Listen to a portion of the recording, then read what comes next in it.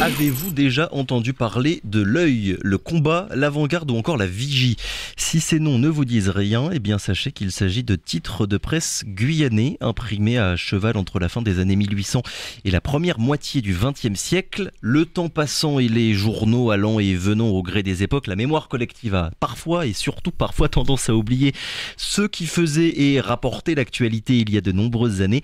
Or, se souvenir et mettre en avant l'histoire de la presse, qu'elle soit nationale ou bien ancrée dans un territoire comme la Guyane, c'est aussi se questionner sur l'histoire avec un grand H et le rapport que la population entretient avec les informations.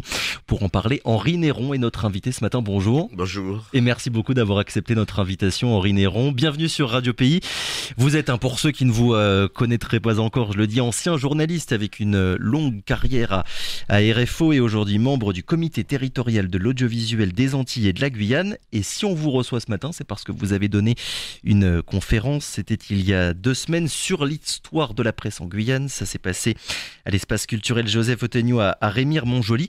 Elle vous vient d'où? Et on va commencer par là, Henri Néron, si vous le voulez bien. Elle vous vient d'où cette passion finalement pour les vieux titres de presse guyanais? Comment est-ce que vous en êtes arrivé à vouloir vous intéresser à ce sujet-là? Alors d'abord, je dirais que j'ai toujours aimé l'histoire. Quand j'étais lycéen, j'avais de bons professeurs d'histoire qui m'ont fait aimer l'histoire en général. Oui, ça se transmet finalement, le goût pour l'histoire.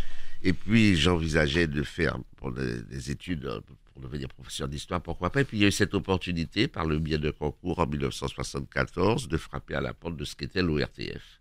Et c'est ainsi que je suis rentré sur concours à l'ORTF. J'ai suivi par la suite une formation accélérée à l'INA pendant 6 mois, l'Institut national de l'audiovisuel, puis plusieurs petites formations. Oui. Et puis en ce qui concerne plus précisément l'histoire de la presse, il se trouve que j'étais en direction en Martinique dans les années 97-98. Et je vois arriver dans mon bureau des responsables de la mairie de Saint-Pierre qui déjà envisagent de faire quelque chose de spécial pour le centenaire de l'éruption de la montagne Pelée. Et ils m'amènent des archives. Ils m'amènent des archives de presse écrite et me disent on a frappé à différentes portes pour essayer d'avoir des photos. Bien qu'à l'époque, en 1902, il n'y a pas énormément de photos.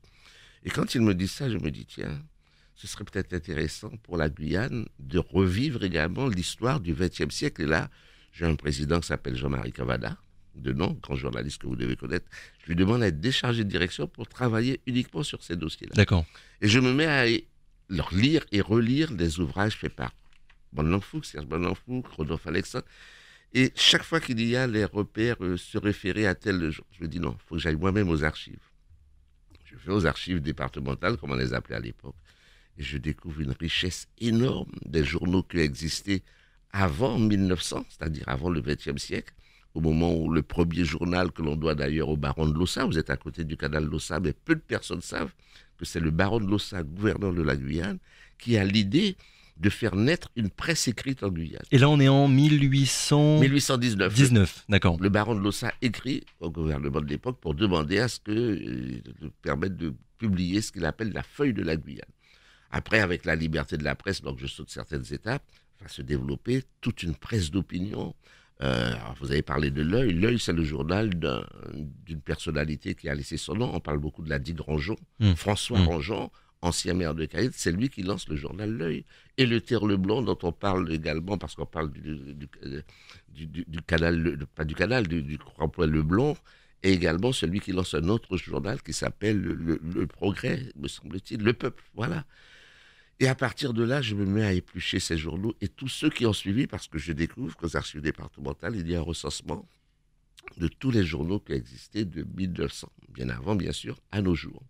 Et je découvre une presse d'opinion qui est celle qui défend les idées des hommes politiques et de leur parti de l'époque. C'est Gobert, le maire de Cayenne, qui est un grand maire de Cayenne dont on parle peu. C'est Galmo, qui a été député de la Guyane, qui a son propre journal qui s'appelle La Guyane. C'est Monerville, par la suite, qui a un journal qui s'appelle La Voix du Peuple et qui deviendra après la guerre Réalité. Et puis plus près de nous, dans les années 60, on a le Debout Guyane, créé par Justin Cataillé, qui lui-même écrivait dans un premier journal qui s'appelait La Liberté, qui était le journal de la SFIO. Mais pour une question de désaccord, Cataillé va quitter la SFIO, créer son propre parti, le Parti socialiste guyanais, et lancé son propre journal, Debout Guyane. On va revenir, Henri Néron, évidemment, dans quelques minutes sur les liens qu'il y a eu entre la politique d'un côté et la presse de l'autre. Lien évidemment très serré en Guyane, mais ça a été le cas évidemment dans tous les autres pays où on a vu cet essor progressif de la presse. Ça n'est pas une particularité guyanaise, loin de là.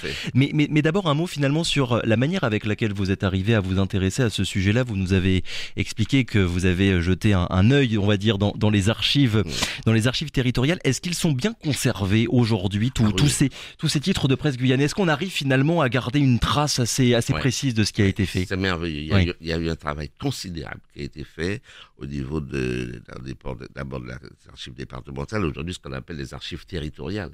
Vous avez aujourd'hui des personnes qui sont spécialisées dans la reprise de ces journaux, c'est-à-dire pour les, je ne vais pas dire les actualiser, mais pour la conservation, reprendre les pages qui ont pu être abîmées. Et puis vous avez, tout est bien répertorié. Si vous voulez voir tel journal de telle année, de tel mois, on vous le sort à partir du moment où vous en faites la demande. Là, vous vous installez dans une salle qui est magnifique, je le dis très franchement par rapport à ce que j'ai connu à l'époque, et vous pouvez consulter tous les journaux que vous souhaitez voir. Et ces journaux... C'est important pour la mémoire collective d'un territoire, justement, d'arriver à retracer tout ce qui a été écrit dans les journaux. C'est très important. Je vous dirais, si cette presse écrite n'avait pas existé, je n'aurais pas pu réaliser ce que j'ai fait à la fin des années 90 pour entamer le 21e siècle. Je n'aurais pas pu réaliser ce qu'on a appelé une série télévisée qui s'appelait Mémoire d'un siècle. Mémoire d'un siècle n'a pu exister que parce que j'ai retrouvé aux archives départementales bon nombre d'écrits des hommes politiques, des sportifs, des représentants syndicaux qui écrivaient et qui faisaient savoir quelles étaient leurs démarches, leur engagement syndical. Et à partir de ça, j'essayais de retrouver parallèlement, soit à l'INA, soit auprès de la Gaumont de la Patée, des images correspondantes à ce qui avait pu se passer en Guyane. Le plus bel exemple, dans le journal officiel de la Guyane française de 1936, je vois un article où il est écrit pour la première fois de son histoire, la Guyane va recevoir des personnalités importantes du gouvernement. Il n'y avait pas d'avion, le bateau venait de... Donc les ministres ne venaient pas. C'est un haut dignitaire du gouvernement français qui vient pour inaugurer notamment du côté de la place du Coq. Il est accompagné de Monerville.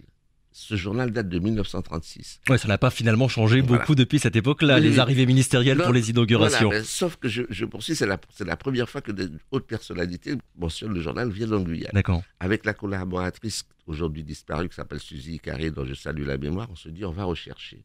Et on trouve auprès de la Gaumont des images de cette visite. Donc en appui du texte que nous avons retrouvé, on dit c'est le moment de mettre l'accent sur le développement économique, c'est ce que dit le gouverneur. Il faut profiter pour faire toucher du doigt la réalité du gouvernement. On a les images correspondantes de cette délégation de personnalités. À partir de là, je me dis, on va encore trouver autre chose. Et je continue à consulter toute la presse d'époque qui a existé avant la période de la Seconde Guerre mondiale, parce que pendant la Seconde Guerre mondiale, la presse écrite a été un petit peu limitée compte tenu de la censure réalisée par Vichy. Et on arrive à agrémenter, je dirais, par des images, tout ce que l'on retrouve pratiquement aux archives départementales, aux deux éléments près, y compris des voix. Et comment dirait finalement, ce qui est intéressant quand on se plonge dans cette histoire-là, c'est que en fait on se met à avoir un rapport concret à l'histoire. On n'est pas dans le manuel d'histoire, les statuts, l'histoire qui est un peu froide et un petit peu abstraite. Là pour le coup on voit l'évolution des déclarations, des débats, les mentalités qui changent. L'histoire est concrète. Alors l'histoire est concrète et puis on se dit aussi que l'histoire est un perpétuel recommencement. Parce que moi je m'arrête toujours à une déclaration qu'avait faite Gaubert, alors maire de Cayenne et conseiller général, lequel Gaubert disait notamment dans une déclaration en 1925, je crois 24. Donc un siècle. Oui, les conseillers généraux qui sont l'émanation du suffrage universel vivent dans le peuple et avec le peuple. Ils connaissent mieux que le chef de la colonie leurs aspirations. Ils sont du pays. Le chef de la colonie, comme le préfet, est de passage, 2 ans maximum. C'est donc à eux et à eux seuls qu'il appartient de dresser un programme, d'indiquer au chef de la colonie, quels qu'ils soient, les directives économiques dans le cadre de la loi et des règlements administratifs, en attendant une plus grande décentralisation administrative et l'autonomie financière des vieilles colonies. Évolution statutaire. Dans le fond, finalement, pas grand-chose n'a changé. 1928. Oui. Vous voyez ça? Après, les mêmes idées vont revenir au fil des ans. L'histoire de la presse guyanaise, c'est une histoire riche. Je crois qu'il y a une quarantaine, c'est bien ça, de journaux entre la fin du 19e et la moitié du 20e siècle. Oui, facilement. Alors, il y a des journaux qui ont une très courte existence, et puis il y en a d'autres qui ont duré une dizaine d'années. Le journal de Galmo a duré plus de 10 ans. Il y a le journal de Monnerville, qui s'appelait d'abord La Voix du Peuple, qui est devenu réalité, a duré également très longtemps, plus d'une dizaine d'années. Il y a des journaux qui ont duré quand même peut-être juste 2-3 années, d'autres 5 ans, mais ce sont des indications tout de même sur certaines périodes d'évolution de ce qu'était la colonie, avec les idées de ceux qui écrivaient dans ces journaux et qui étaient elles-mêmes des personnes qui travaillaient. Ce n'étaient pas des journalistes comme nous, en fait. C'était des gens qui avaient leur profession, qui le soir chez eux rédigeaient leurs articles, et puis on n'avait pas la facilité d'avoir un ordinateur, donc avec leurs militants, ceux qui les entouraient, faire de la typographie pour pouvoir sortir. Et ces journaux sortaient régulièrement, c'était parfois parution tous les mercredis, tous les jeudis, c'était des hebdomadaires. Pas de quotidien. Non, pas de quotidien. Il n'y avait pas de quotidien. Trop cher? Je pense que ça devait être trop cher. Le seul moment où il y a un quotidien, c'est lorsque la presse de la Guyane, ce qu'on appelait le Radio Presse, mais qui est édité par la préfecture, effectivement sort tous les jours. Mais le Radio Presse Guyane ne donne que des informations pratiques. Il reproduit des infos reçues par câble ou durant la nuit sur l'actualité nationale, internationale, les grands événements dans le monde. Et puis des informations pratiques concernant la Guyane pour parler du retard de bateaux, des arrivées d'avions, du prix du sud, du sel, etc. Et est-ce que l'offre, elle était diversifiée, on va dire finalement, Henri Néron? On trouvait de quoi dans ces journaux? Le rapport, vous venez de le dire, au journalisme et à l'information qui est censée être la plus objective possible, ce rapport-là, il a beaucoup évolué depuis un siècle. Ces titres de presse, fin 19e siècle, début du 20e siècle, c'est quoi? C'est surtout des organes de presse politique, des journaux d'opinion. On trouvait de quoi? Et qu'est-ce qu'on avait à lire finalement quand on habitait en Guyane à cette époque-là? Alors c'est certainement une presse d'opinion, mais moi j'ai tendance à dire qu'elle était diversifiée parce que aussi bien les partis de ce qu'on pouvait appeler les partis de gauche avaient leurs journaux respectifs, quels qu'ils soient. La Liberté, c'est celui de la SFIO, Debout Guyane, c'est celui du PSG, Combat, Fraternité, c'est celui du Parti communiste que dirigeait Constant Clot. Mais en face, vous avez les journaux du RPR, la Guyane républicaine. Enfin, le RPR, c'était l'UDR à l'époque. Les journaux de l'UDR, la Guyane républicaine et autres. Et puis, vous aviez également des journaux de personnes plus ou moins à gauche ou plus ou moins à droite, ou soutenant tel ou tel homme politique. Vous aviez des gens qui s'appelaient La Guêpe et Le Coq a chanté. Des journaux également parfois qui La Guêpe, ça veut tout dire, qui piquaient un petit peu les uns et les autres pour faire comprendre qu'il faut sortir parfois de cette débat d'idées où chacun est positionné derrière ses propres idées un petit peu trop fortes et qu'il faut peut-être trouver à certains moments un consensus. Donc je dirais que cette offre-là était quand même diversifiée, mais ces journaux avaient également l'avantage de mettre en avant quelques informations pratiques. Il faut se mettre dans la tête qu'on n'a pas de radio. Oui, c'est vrai. La radio n'existe qu'à partir de 1951. Elle émet 3 heures par jour le matin, entre 6h et 8h. Elle revient entre midi et 14h30 et puis le soir à 19h. Mais il n'y a pas, comme on le fait aujourd'hui, d'informations politiques, économiques et sociales. Et continue surtout. En continu. Évidemment. Cette radio ne donne que des informations parce que je dirais l'assimilation le veut. On est d'abord tenu au courant de ce qui se passe en métropole et de ce qui se passe dans le monde. Et puis, donc, la radio donne des informations pratiques sur ce qui est prévu en météo. S'il y aura des retards dans l'arrivée de l'avion qui vient une fois par jour et qui fait la liaison entre la Martinique, la Guadeloupe, avant de prendre le Boeing en Guadeloupe, etc. Donc un mélange en fait d'informations pratiques d'un côté et de l'autre, un espace de débat finalement. Voilà. Et puis, c'est vraiment, comme vous l'avez dit, l'espace de débat à travers des lectures. Et les gens, le public, la population, tout le monde ne sait pas forcément lire.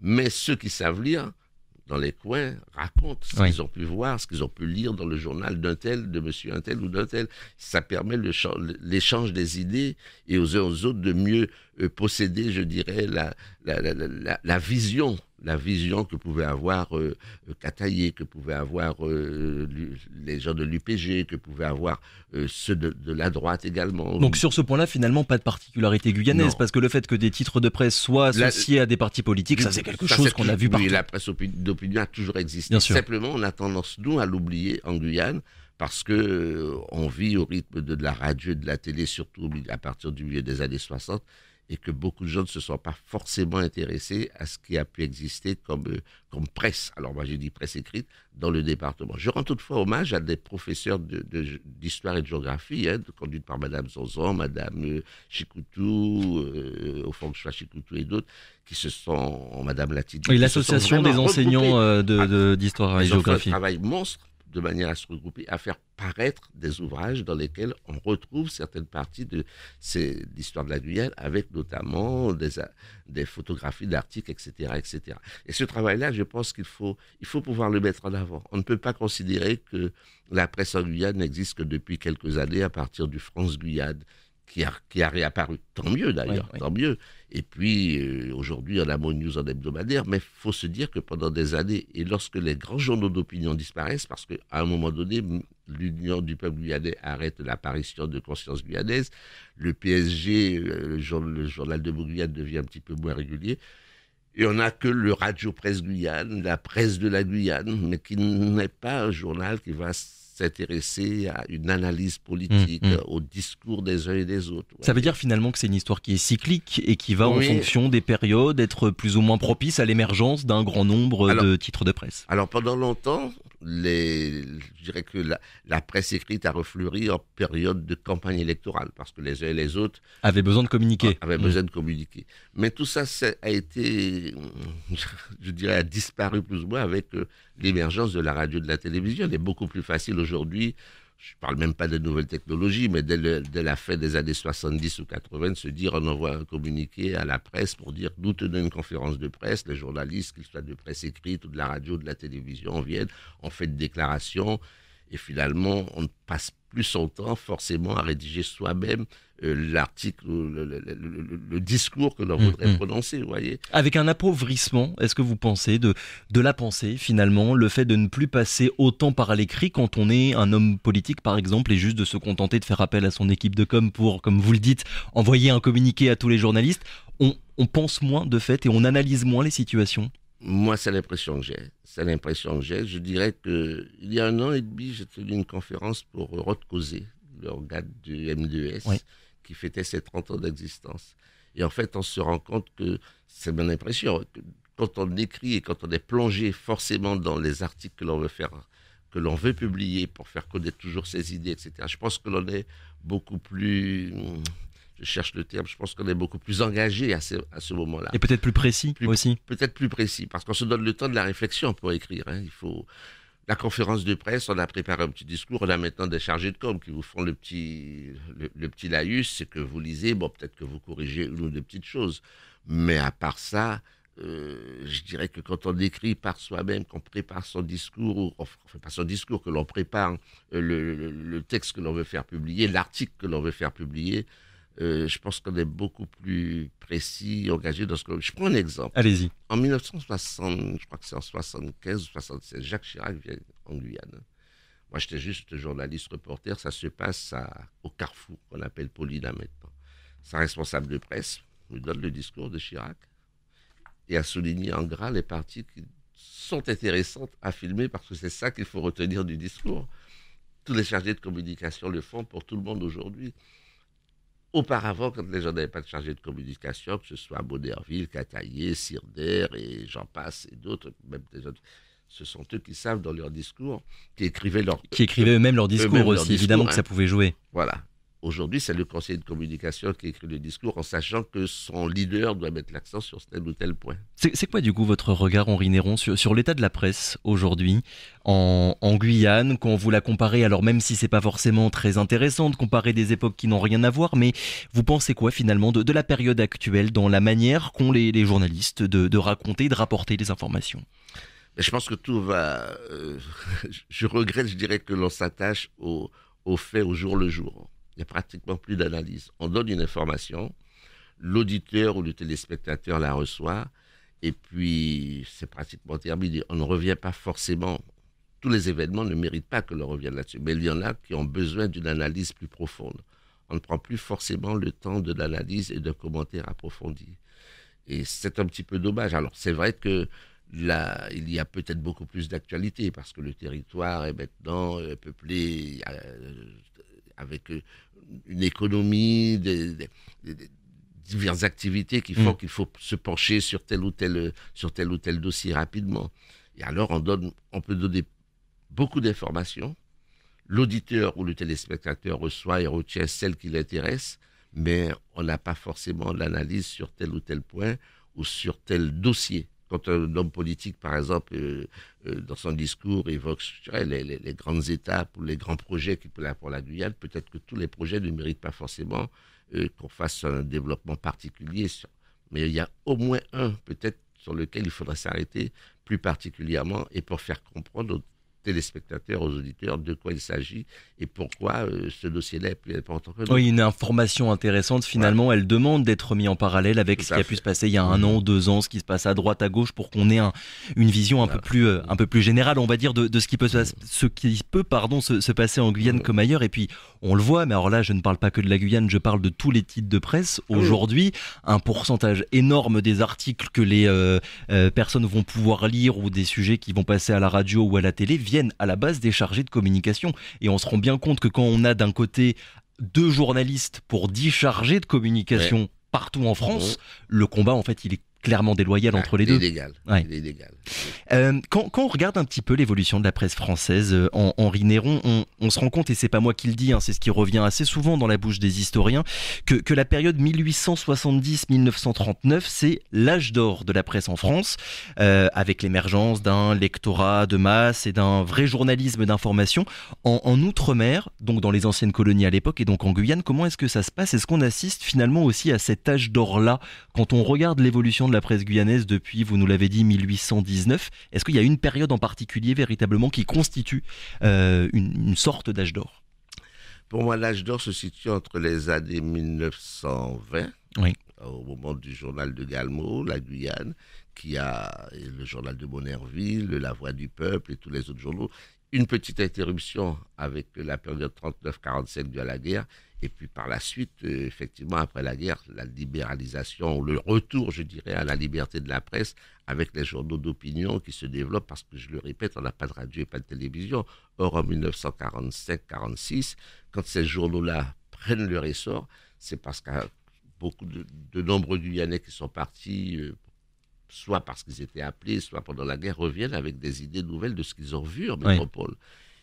On est peut-être une colonie qui évolue en département, mais ils savent très bien que ce qu'ils ont vu n'a rien à voir avec la réalité de leur pays. Donc tous ceux qui écrivent dans ces journaux-là, que ce soit les membres du PSG, je parle de Cataillé qui lui-même avait fait partie d'ailleurs des forces françaises libres de Gaulle, que ce soit le sénateur ou le député Gaumont lui-même qui a vécu en métropole, même s'il est de droite, toutes ces personnes-là écrivent avec une autre vision des choses par rapport à ce que vit le pays.